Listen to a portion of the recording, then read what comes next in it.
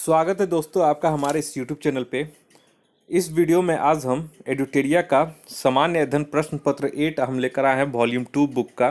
ठीक है, बहुत इंपॉर्टेंट सेट है ये और आप सभी को यह अवश्य देखना चाहिए इस टेस्ट सीरीज़ को और अपना मूल्यांकन करना चाहिए। तो आज हम इस वीडियो में पूरे 1 से लेकर 100 क्वेश्चन तक उसके उत्तर और एक्सप्लेनेशन को देखेंगे, जो कि बहुत ही महत्वपूर्ण है। तो आप इस वीडियो को शुरू से लेकर लास्ट तक देखें। अगर आपने हमारा चैनल अभी तक सब्सक्राइब नहीं किया है तो जल्द से जल्द हमारा चैनल सब्सक्राइब कर ले और पीडीएफ पाने के लिए आप हमारा टेलीग्राम चैनल ज्वाइन कर ले। सारे का लिंक मैं अपने डिस्क्रिप्शन बॉक्स में दे दूंगा, वहां से आप डायरेक्ट ज्वाइन कर सकते हैं। तो चलिए ज़्यादा देर न करते हुए शुरू करते हैं सामान्य अध्ययन प्रश्न पत्र 8।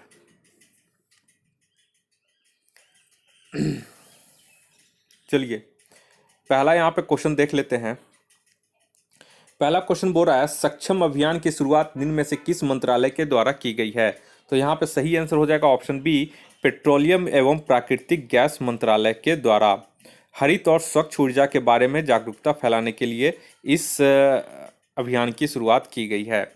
दूसरे नंबर में आइए, वर्ष 2020 के लिए WTA player of the year award किस टेनिस खिलाड़ी को सम्मानित किया गया है। तो दूसरा का यहाँ पे हो जाएगा ऑप्शन सी, सोफिया केनिन को। वर्ष 2020 के लिए WTA player of the year award से सोफिया केनिन को सम्मानित किया गया है,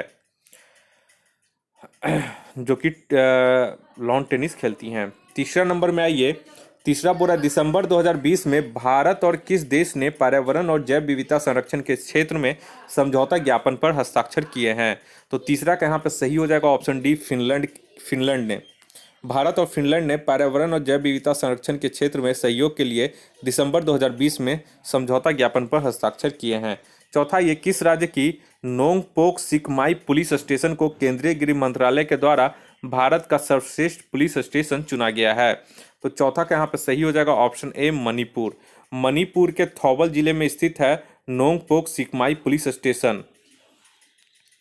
नेक्स्ट आइए पांचवें नंबर में। पांचवा नंबर बोल रहा है पूर्ण रूप से जैविक प्रदेश बनाने वाला देश का पहला केंद्र शासित प्रदेश कौन है। तो पांचवा का यहाँ पे सही हो जाएगा ऑप्शन ए, लक्षद्वीप। 2016 में सिक्किम पूर्ण रूप से जैविक प्रदेश बनने वाला देश का पहला राज्य था। 6 नंबर में आइए, द बैटल ऑफ बिलोंगिंग के लेखक कौन है। तो 6 का इसका सही आंसर हो जाएगा ऑप्शन डी, शशि थरूर। और शशि थरूर और भी हैं, एन एरा ऑफ डार्कनेस के भी ये लेखक हैं, जो कि बहुत ही इंपॉर्टेंट ये किताब लिखा गया था। 7वां नंबर में आइए,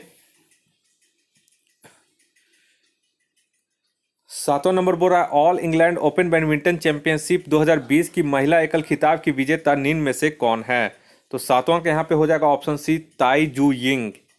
all India open badminton championship 2020 की महिला एकल एवं पुरुष एकल खिताब के विजेता क्रमशः ताई जू यिंग एवं विक्टर एक्सेलसेन हैं। नेक्स्ट है 8वां नंबर में, अर्जुन पुरस्कार 2020 के विजेता विशेष भृंगवंशी का संबंध किस खेल से है। तो 8वां के यहाँ पे हो जाएगा ऑप्शन डी, बास्केटबॉल से। 9 नंबर में आइए, 9 बोल रहा है हाल ही में किसे वर्ल्ड इंटेलेक्चुअल प्रॉपर्टी ऑर्गेनाइजेशन का महानिदेशक नियुक्त किया गया है। तो 9 का यहाँ पे ऑप्शन ए हो जाएगा, डैरेन टैंक को। नेक्स्ट है ये 10वां नंबर में, जल शक्ति मंत्रालय द्वारा नवंबर 2020 में दूसरे राष्ट्रीय जल पुरस्कार 2019 प्रदान किए गए हैं। इनमें से किस राज्य ने प्रथम स्थान पुरस्कार प्राप्त किया है। तो 10वां का यहाँ पे सही हो जाएगा ऑप्शन बी, तमिलनाडु। ठीक है, और इसमें प्रथम एवं द्वितीय और तृतीय स्थान के लिए सर्वश्रेष्ठ राज्य का पुरस्कार क्रमशः तमिलनाडु पहले स्थान, द्वितीय स्थान के लिए महाराष्ट्र को और तृतीय स्थान के लिए राजस्थान को दिया गया है। नेक्स्ट है ये 11 नंबर में, 11 बोरा नवंबर 2020 में किस वाद्य यंत्र के मशहूर वादक TN कृष्णन का निधन हो गया। तो 11 का यहाँ पे सही हो जाएगा ऑप्शन डी, वायलिन से, वायलिन वादक। ठीक है, नेक्स्ट आइए, और यह जो थे कृष्णन, TN कृष्णन, इन्हें पद्मश्री, पद्म भूषण, संगीत नाटक अकादमी पुरस्कार से भी सम्मानित किया गया है। 12 नंबर में आइए, विश्व सुनामी जागरूकता दिवस किस तिथि को मनाया जाता है। तो 12 का यहाँ पे हो जाएगा ऑप्शन ए, 5 नवंबर को।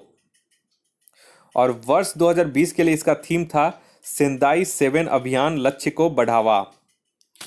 13 नंबर में आइए, 13 बोल रहा है 27वें भारत सिंगापुर द्विपक्षीय समुद्री अभ्यास सिम्बेक्स 20 का आयोजन कहाँ किया गया। तो 13 का इसका सही हो जाएगा ऑप्शन बी, अंडमान सागर में। नेक्स्ट है ये 14 नंबर में, 14 बुरा हाल ही में कहाँ भारत डच संयुक्त कृषि कार्य योजना के तहत सब्जियों एवं फूलों के उत्कृष्टता केंद्र का शुभारंभ किया गया है। तो 14 के यहाँ पे ऑप्शन हो जाएगा ऑप्शन ए, केरल।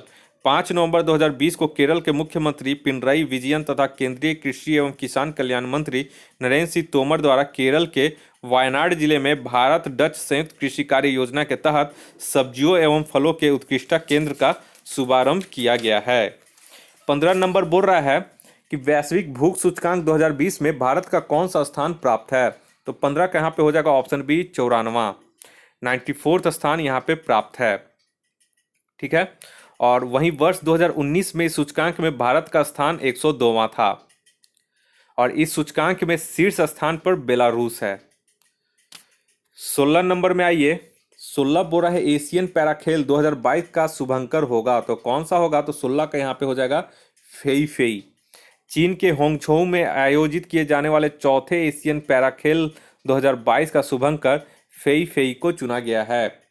17 नंबर में आइए, हाल ही में किस देश ने हैवी लिफ्ट अंगारा A5 स्पेस रॉकेट का सफल परीक्षण किया है। तो 17 का यहाँ पे हो जाएगा ऑप्शन बी, रूस ने। 18 नंबर में बोल रहा है दिसंबर 2020 में किस देश के द्वारा जलवायु आपातकाल की घोषणा की गई। तो 18 का यहाँ पे हो जाएगा ऑप्शन डी, न्यूजीलैंड के द्वारा। न्यूजीलैंड की संसद ने दिसंबर 2020 में प्रतीकात्मक जलवायु आपातकाल लगाने का प्रस्ताव पारित किया है। इसके अनुसार देश के सभी सरकारी विभागों और संस्थाओं को साल 2025 तक कार्बन न्यूट्रल किया जाएगा। अब तक ब्रिटेन, कनाडा और फ्रांस सहित दुनिया के करीब 30 देशों में जलवायु आपातकाल की घोषणा की गई है। नेक्स्ट है ये 19 नंबर में बोल रहा है यूएस एयर क्वालिटी इंडेक्स के अनुसार दुनिया का सबसे प्रदूषित शहर कौन सा है। तो 19 का यहाँ पे सही हो जाएगा ऑप्शन बी, लाहौर। और इस इंडेक्स में भारत की राजधानी नई दिल्ली दूसरे और नेपाल की राजधानी काठमांडू को तीसरे स्थान पर रखा गया है। 20 नंबर आइए, किस राज्य में एशिया की पहली सौर ऊर्जा सक्षम टेक्सटाइल मिल शुरू की जाएगी।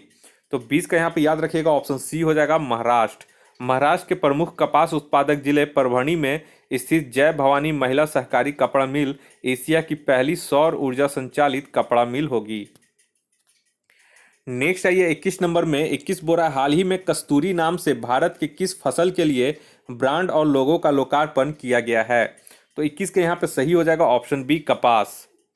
7 अक्टूबर 2020 को विश्व कपास दिवस के अवसर पर, यानी कि अगर पूछेगा विश्व कपास दिवस कब मनाया जाता है तो 7 अक्टूबर को। तो 7 अक्टूबर 2020 को विश्व कपास दिवस के अवसर पर वस्त्र मंत्रालय भारत सरकार द्वारा भारतीय प्रीमियम कपास को कस्तूरी कॉटन के नाम से ब्रांड और लोगो जारी किया गया।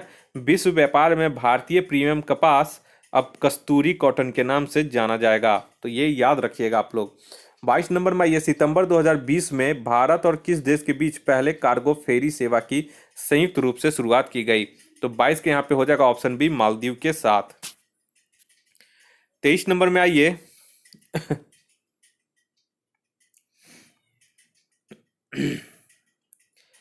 23 नंबर बोल रहा है किसने वर्ष 2020 में Dayton literary peace prize lifetime achievement award जीता है। तो 23 के यहाँ पे हो जाएगा ऑप्शन ए, मार्गरेट एटवुड ने। वर्ष 2020 में Dayton literary peace prize lifetime achievement awards Margaret Atwood ने जीता है और ये लेखन के क्षेत्र में दिया जाता है। 24 नंबर में आइए, नीति आयोग द्वारा दिसंबर 2020 के लिए फरवरी 2021 में जारी महत्वाकांक्षी जिलों की सूची में शीर्ष स्थान निम्न में से किस जिले को प्राप्त हुआ है। तो 24 के यहाँ पे हो जाएगा ऑप्शन डी, श्रावस्ती को। ठीक है, और यहाँ पे याद रखिएगा कि जारी रैंकिंग जिलों की डेल्टा रैंकिंग में प्रथम एवं द्वितीय स्थान क्रमशः श्रावस्ती जो कि उत्तर प्रदेश में है एवं धलाई जो कि त्रिपुरा को है प्राप्त हुआ है। और आकांक्षी जिलों की रैंकिंग हर महीने जारी की जाती है। 25 नंबर में आइए, 25 बोल रहा है कि किस मंत्रालय के द्वारा एक टोल फ्री मानसिक स्वास्थ्य पुनर्वास हेल्पलाइन सेवा किरण का शुभारंभ किया गया है। तो 25 के यहाँ पे हो जाएगा ऑप्शन बी, सामाजिक न्याय और अधिकारिता मंत्रालय के द्वारा। नेक्स्ट है ये 26 नंबर में 5 क्वेश्चन मैथ्स रहेगा, तो इसमें हम केवल आंसर बता दे रहे हैं और आपको इसका जो सॉल्यूशन है वो मैं टेलीग्राम चैनल पर PDF सेंड कर दूंगा। 26 के यहाँ पे क्वेश्चन देखिए, 26 का जो हो जाएगा सही आंसर ऑप्शन सी हो जाएगा, 60 दिन। 27 में आइए, 27 का इसका सही आंसर हो जाएगा ऑप्शन डी 8%। 28 नंबर क्वेश्चन में आइए। 28 जो क्वेश्चन है इसका सही आंसर हो जाएगा ऑप्शन सी 36 सेंटीमीटर। नेक्स्ट आइए 29 नंबर में। 29 का जो इसका सही आंसर हो जाएगा ऑप्शन डी 96। और अब 30 में आइए। 30 का इसका सही आंसर हो जाएगा ऑप्शन बी 45 किलोमीटर। 31 नंबर में आइए। यदि कोई व्यक्ति सीढ़ी पर चढ़ता है और चढ़कर उतर जाता है तो किए गए कार्य का मान क्या होगा?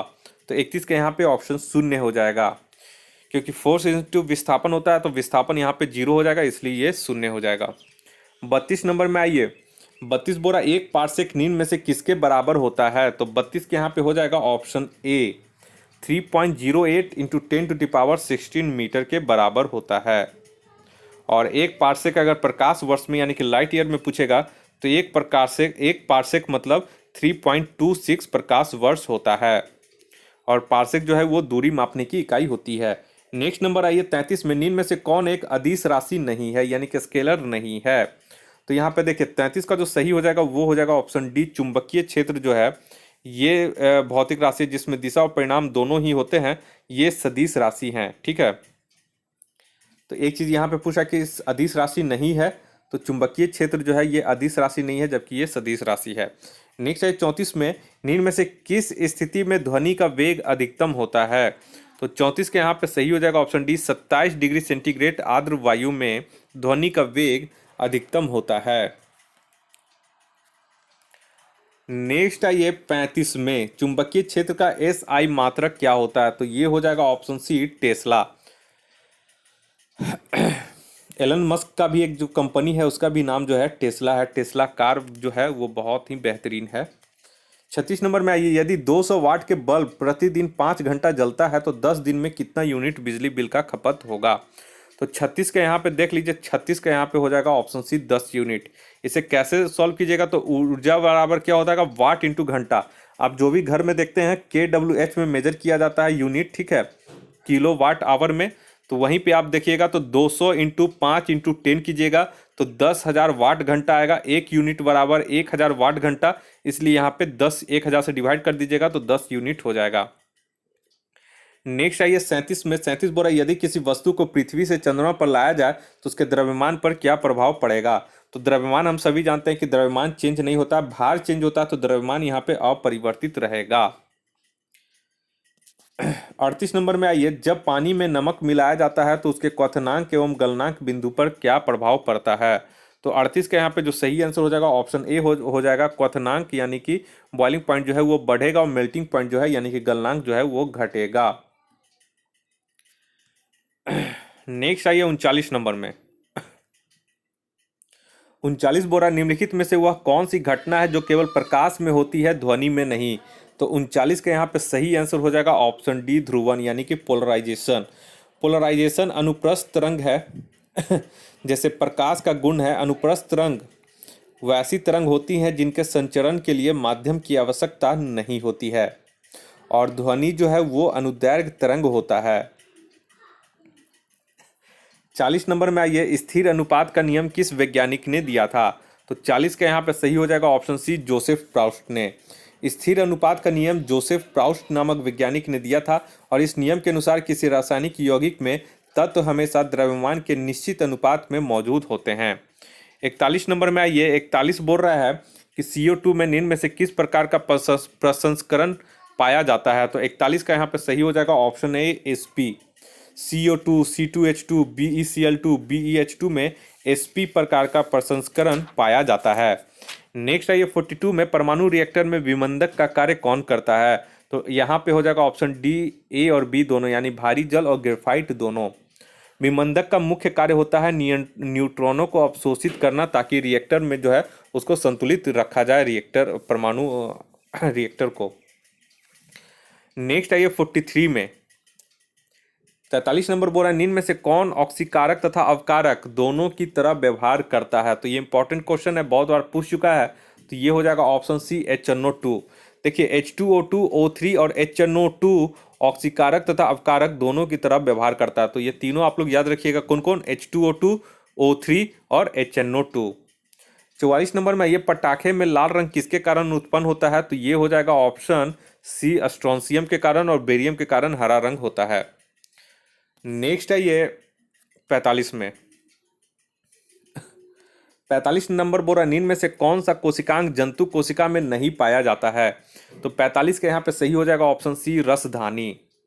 रसधानी सिर्फ पादप कोशिकाओं में पाए जाते हैं, इसमें जल, खनिज, लवण, कार्बोहाइड्रेट उपस्थित होते हैं। 46 में यह कौन सा एंजाइम वसा को वसीय अम्ल तथा ग्लिसरॉल में परिवर्तित कर देता है? तो 46 के यहाँ पे सही हो जाएगा ऑप्शन डी, उपयुक्त में से कोई नहीं, क्योंकि देखिए लाइपेज एंजाइम जो है वो वसा को वसीय अम्ल तथा ग्लिसरॉल में परिवर्तित कर देता है। तो यहाँ पे लाइपेज कहीं पे ऑप्शन में नहीं है, इसलिए लाइपेज होता तो ऑप्शन डी यहाँ पे हो जाएगा। नेक्स्ट है ये 47 में, 47 बोला कॉकरोच में हृदय कोष्ठों की संख्या कितनी होती है? तो 47 का यहाँ पे याद रखेगा ऑप्शन डी, 13, और केचुए में हृदय कोष्ठों की संख्या 8 होती है। 48 में ये रक्त बिंबाणु का जीवन काल कितना होता है?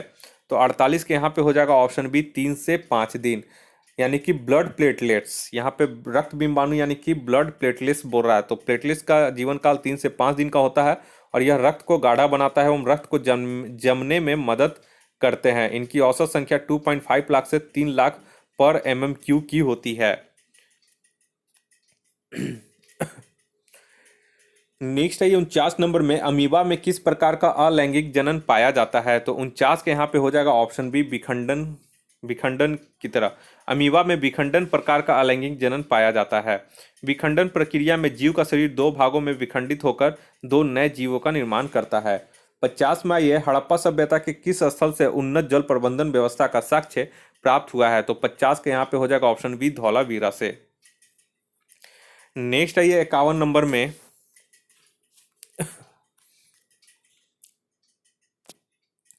51 बोरा उत्तर मीमांसा दर्शन के प्रवर्तक कौन थे? तो 51 का यहाँ पे हो जाएगा ऑप्शन डी, बदरायन ने। तो बदरायन जो थे वो उत्तर मीमांसा दर्शन के प्रवर्तक थे, और जैमिनी पूर्व मीमांसा एवं कनाद या उलूक वैशेषिक दर्शन के प्रवर्तक थे। नेक्स्ट है ये 52 में, हाटक नीन में से किस महाजनपद की राजधानी थी? तो ये हो जाएगा कंबोज की। कंबोज महाजनपद की राजधानी राजपुर अथवा हाटक थी, और यह गंधार का पड़ोसी राज्य था। 53 नंबर में, ये किसने अवंती के शासक चंड प्रदोत के इलाज के लिए अपने राजवैद्य दीपक को भेजा था? तो ये बहुत को पता होगा, ऑप्शन बी हो जाएगा, बिंबिसार। बिंबिसार ने ये जीवक को भेजा था। नेक्स्ट है ये 54 नंबर में, बोरा भारत में कुषाण वंश की स्थापना किसने की? तो 54 का यहाँ पे सही हो जाएगा ऑप्शन बी, कुजुल कडफिसेस ने। भारत में कुषाण वंश की स्थापना कुजुल कडफिसेस ने की थी। विम कडफिसेस भारत में कुषाण शक्ति का वास्तविक संस्थापक माना जाता है। 55 में ये तुगलकनामा की रचना किसने की? तो ये हो जाएगा ऑप्शन डी, अमीर खुसरो ने, और इसमें तुगलक वंश से संबंधित घटनाओं का वर्णन है। 56 में ये दिल्ली सल्तनत के किस शासक को गुलामों का गुलाम कहा जाता है? तो 56 का यहाँ पे सही हो जाएगा ऑप्शन बी, इल्तुतमिश को, और इसे दिल्ली सल्तनत का वास्तविक संस्थापक माना जाता है। नेक्स्ट है ये 57 में, बोरा दार उल सफा की स्थापना किसने की थी? तो 57 का ये हो जाएगा ऑप्शन ए, फिरोज शाह तुगलक, और यह एक राजकीय अस्पताल था। 58 में ये फारसी यात्री अब्दुल रज्जाक ने किसके शासनकाल में विजयनगर की यात्रा की थी? 58 का सही हो जाएगा ऑप्शन बी, देवराय द्वितीय के शासनकाल में।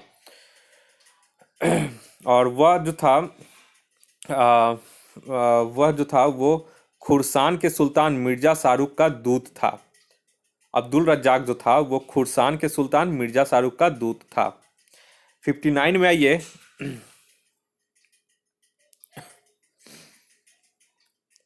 59 बोल रहा है, शिवाजी ने किस वर्ष छत्रपति की उपाधि धारण की?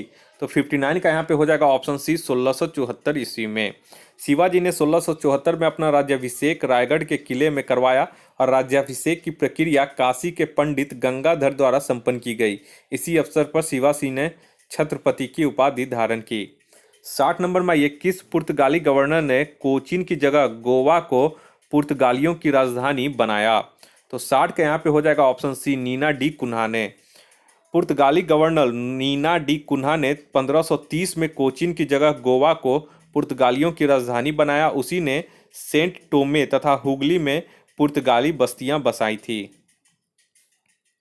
61 में आइए, 61 बोरा अंग्रेजों एवं फ्रांसीसियों के बीच पेरिस की संधि कब हुई थी? तो 61 के यहाँ पे हो जाएगा ऑप्शन डी 1763 ईस्वी में। इस संधि के द्वारा तृतीय कर्नाटक युद्ध का अंत हुआ। इस संधि के शर्तों के अनुसार अंग्रेजों ने फ्रांसीसियों की भारत में जीती गई सारी फैक्ट्रियां लौटा दी, पर अब फ्रांसीसी अपनी फैक्ट्रियों की किलेबंदी नहीं कर सकते थे और न ही वहां सैनिक रख सकते थे। 62 नंबर में आइए, 62 बोरा तत्वबोधिनी सभा की स्थापना किनके द्वारा की गई थी? तो 62 के यहाँ पे सही हो जाएगा ऑप्शन सी, देवेंद्रनाथ टैगोर के द्वारा 1839 ईस्वी में इसकी स्थापना की गई थी। 63 नंबर में आइए, 63 बोरा महात्मा गांधी और भीमराव अंबेडकर के मध्य पूना समझौता कब हुआ था? तो 63 के यहाँ पे हो जाएगा ऑप्शन बी, सितंबर 1932 में। और पूना समझौते के अनुसार दलितों के लिए पृथक निर्वाचन व्यवस्था समाप्त कर दी गई थी। नेक्स्ट है 64 में, निम्न में से किस भारतीय राज्य की सीमा म्यांमार से नहीं लगती है? तो 64 के यहाँ पे सी हो जाएगा, त्रिपुरा।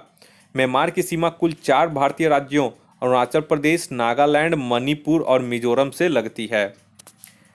65 में आइए, 65 बोरा गॉडविन ऑस्टिन पर्वत शिखर किस पर्वत श्रेणी में स्थित है? तो 65 के यहाँ पे हो जाएगा ऑप्शन सी, काराकोरम पर्वत श्रेणी में।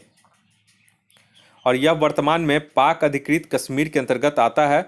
यह काराकोरम पर्वत श्रेणी में स्थित है। 66 में आइए, जुक्कू घाटी किस राज्य में स्थित है?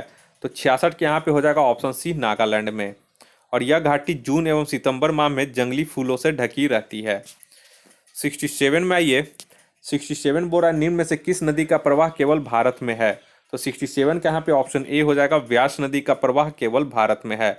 और यह रोहतांग दर्रे के पास व्यास कुंड से निकलती है। यह हरिके नामक स्थान पर सतलज से मिलती है। यह हरिके बैराज का निर्माण किया गया है। यहीं से भारत की सबसे लंबी नहर इंदिरा गांधी नहर निकलती है। 68 में यह तवा किस नदी की सहायक नदी है? तो तवा जो है ये नर्मदा की सहायक नदी है। तवा, बंजर, सेर एवं ओरसंग नर्मदा की प्रमुख सहायक नदियां हैं।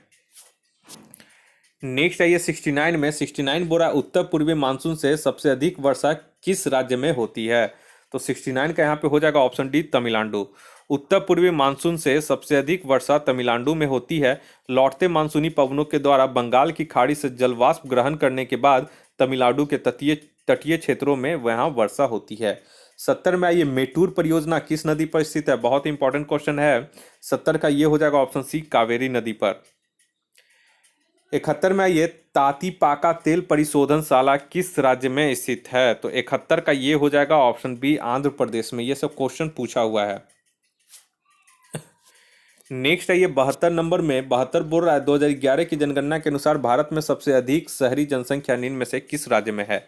तो 72 का इसका सही आंसर हो जाएगा ऑप्शन बी, महाराष्ट्र में। नेक्स्ट है ये 73 में, भारत का सबसे बड़ा जैव मंडल आरक्षित क्षेत्र है। तो 73 के यहाँ पे सी हो जाएगा ऑप्शन सी, कच्छ का रण। कच्छ का रण भारत का सबसे बड़ा जैव मंडल आरक्षित क्षेत्र है। इसका क्षेत्रफल 12,454 वर्ग किलोमीटर है। मन्नार की खाड़ी का क्षेत्रफल 10,500 वर्ग किलोमीटर है, जो कि दूसरा सबसे बड़ा जैव मंडल आरक्षित क्षेत्र है। नेक्स्ट आइए 74 नंबर में, 74 बोरा लोही एक नस्ल है। तो लोही किसका नस्ल है? तो ये हो जाएगा ऑप्शन ए, भेड़ की यह एक नस्ल है। 75 नंबर में आइए, भारतीय संविधान में संशोधन की शक्ति एवं प्रक्रिया का वर्णन निम्न में से किस अनुच्छेद में है? तो 75 का यहाँ पे हो जाएगा अनुच्छेद 368 में। और भारतीय संविधान के भाग 20 में अनुच्छेद 368 के तहत संविधान में संशोधन की शक्ति एवं प्रक्रिया का वर्णन किया गया है। 76 नंबर में ये बोला, किसी राज्य में यदि राष्ट्रपति शासन लागू है तो यह अधिकतम कितने समय तक बढ़ाया जा सकता है? तो 76 के यहाँ पे हो जाएगा ऑप्शन सी, 3 वर्ष तक। एक बार में संसदीय अनुमोदन के उपरांत 6 माह के लिए राष्ट्रपति शासन लगाया जाता है और इसे आगे बढ़ाने के लिए पुनः संसदीय अनुमोदन आवश्यक है। इस तरह अधिकतम 3 वर्षों तक राष्ट्रपति शासन प्रभावी रह सकता है। 77 में ये, किसी राज्य में राष्ट्रपति शासन की घोषणा को मंजूरी देने वाला प्रस्ताव संसद के दोनों सदनों द्वारा निम्न में से किस बहुमत द्वारा पारित किया जाता है? तो 77 का यहाँ पे हो जाएगा ऑप्शन ए, साधारण बहुमत के द्वारा। नेक्स्ट आइए 78 में, 78 बोला, संसदीय प्रक्रिया में शून्यकाल के संदर्भ में निम्नांकित कथनों में से कौन सा सही नहीं है? तो 78 के यहाँ पे ऑप्शन डी जो है, शून्यकाल प्रश्नकाल के पहले शुरू होता है, ये गलत है, जबकि शून्यकाल प्रश्नकाल के ठीक बाद शुरू होता है। 79 में आइए, 79 व निम्न में से कौन सा सुमलित नहीं है? तो 79 का यहाँ पे ऑप्शन सी जो है संविधान संशोधन, ये सुमलित नहीं है। संविधान संशोधन भाग 20 में है, ना कि 21 में। ठीक है, नेक्स्ट आइए 80 नंबर में। नेक्स्ट क्वेश्चन आइए यहाँ पे 80 नंबर में। बोरा नियंत्रक एवं महालेखा परीक्षक कैग अपनी लेखा परीक्षण रिपोर्ट निम्न में से किसे सौंपता है? तो ये हो जाएगा ऑप्शन सी, राष्ट्रपति को सौंपता है। तो ये भी इंपॉर्टेंट क्वेश्चन, ये सब आप लोग ध्यान रखिएगा। 81 नंबर में ये पंचायतों को संवैधानिक आधार प्रदान करने की सिफारिश सर्वप्रथम किस समिति ने की थी? तो 81 का यहाँ पे हो जाएगा ऑप्शन सी, लक्ष्मीमल सिंघवी समिति ने। 1986 ईस्वी में गठित लक्ष्मीमल सिंघवी समिति ने सर्वप्रथम पंचायतों को संवैधानिक आधार प्रदान करने की सिफारिश की थी। नेक्स्ट है ये 82 में। 82 बोरा संविधान के किस अनुच्छेद के अंतर्गत राष्ट्रपति किसी मामले में सर्वोच्च न्यायालय की सलाह ले सकता है? तो 82 का यहाँ पे सही हो जाएगा ऑप्शन बी, अनुच्छेद 143 के तहत। नेक्स्ट है 83 में। वर्तमान में राज्यसभा में निर्वाचित सदस्यों की संख्या कितनी है? तो 83 का यहाँ पे हो जाएगा ऑप्शन डी, 233। वर्तमान में राज्य में कुल ध्यान दीजिएगा, वर्तमान में राज्यसभा में कुल 245 सदस्य हैं, जिसमें से 233 निर्वाचित सदस्य एवं 12 मनोनीत सदस्य हैं। 233 निर्वाचित सदस्यों में 229 राज्यों से और 4 जो हैं वो केंद्र शासित प्रदेश से हैं। 84 नंबर में ये 84 बोल रहा है कि निम्न में से कौन सा विषय समवर्ती सूची के अंतर्गत नहीं आता है? तो 84 के यहाँ पे हो जाएगा ऑप्शन डी, पंचायती राज। पंचायती राज या स्थानीय शासन राज्य सूची का विषय है। 85 नंबर में ये ग्राम पंचायत की बैठक का आयोजन किया जाना अनिवार्य है। तो 85 के यहाँ पे हो जाएगा ऑप्शन ए, 2 माह से कम एक बार, यानी 2 माह में कम से कम एक बार। नेक्स्ट है ये 86 नंबर में। 86 बोरा ग्राम पंचायत की बैठक है तो कितनी गणपूर्ति कोरम की आवश्यकता होती है? तो 86 के यहाँ पे ऑप्शन ए हो जाएगा, सदस्यों की कुल संख्या की आधी। 87 में ये भारत में मिश्रित अर्थव्यवस्था का क्या अर्थ है? तो 87 के यहाँ पे सही हो जाएगा ऑप्शन ए, राष्ट्रीय अर्थव्यवस्था में सार्वजनिक क्षेत्र के साथ साथ निजी क्षेत्र भी विद्यमान होना। 88 में ये भारत में राष्ट्रीय आय की गणना करता है, तो कौन करता है? तो 88 का यहाँ पे हो जाएगा ऑप्शन सी, केंद्रीय सांख्यिकी कार्यालय CSO। 89 में ये निम्न में से कौन सही है? ठीक है, तो 89 का यहाँ पे देख लीजिए, 89 का जो सही है वो आपका ऑप्शन सी, 1 और 2 दोनों सही है। 90 नंबर में आइए। 90 बोरा वैश्विक वित्तीय स्थिरता रिपोर्ट जारी करता है, तो ये कौन करता है? तो 90 का हो जाएगा ऑप्शन डी, IMF यानी कि अंतर्राष्ट्रीय मुद्रा कोष, इंटरनेशनल मॉनेटरी फंड। ये भी ध्यान रखिएगा। 91 में ये कृष्ण क्रांति यानी कि ब्लैक रिवॉल्यूशन किससे संबंधित है? तो 91 का यहाँ पे हो जाएगा ऑप्शन बी, पेट्रोलियम उत्पादन से। 92 में आइए। 92 बोल रहा है, निम्न में से कौन एक Akhil Bharatiya electronic trading portal है जो कृषि से संबंधित उपजों के लिए एक एकीकृत राष्ट्रीय बाजार का निर्माण करता है? तो ये हो जाएगा ऑप्शन डी, ई नाम। नेक्स्ट आइए 93 में। स्वतंत्र भारत की प्रथम औद्योगिक नीति की घोषणा कब की गई थी? तो 93 का हो जाएगा ऑप्शन ए, 1948 में।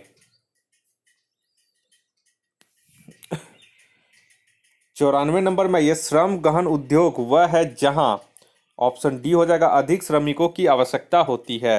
95 नंबर में ये ग्रेट डिवाइडिंग रेंज किस देश में स्थित है? तो 95 का ये हो जाएगा ऑप्शन सी, ऑस्ट्रेलिया में। और यह रेंज ऑस्ट्रेलिया के पूर्वी तट के लगभग समानांतर केप यॉर्क प्रायद्वीप के दक्षिण में तस्मानिया द्वीप तक विस्तृत है। 96 नंबर में आइए। 96 बोरा रीगा निम्न में से किस देश की राजधानी है? तो 96 का ये हो जाएगा ऑप्शन सी, लातविया की। रीगा जो है वो लातविया की राजधानी है और लिथुआनिया की राजधानी विल्नियस है, कोसोवो की राजधानी प्रिस्टिना है एवं मैसेडोनिया की राजधानी स्कोपेजे है। 97 में ये निम्न में से कौन एक भू आवेष्टित यूरोपीय देश नहीं है?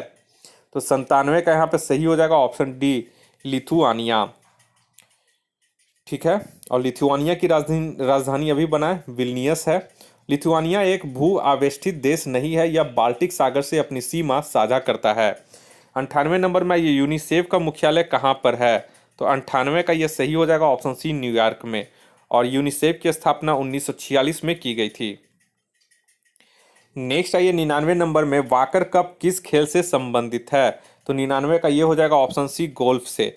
देखिए Walker cup, Ryder cup, Dunhill cup, Prince of Wales cup, ये सब जो है गोल्फ से संबंधित हैं।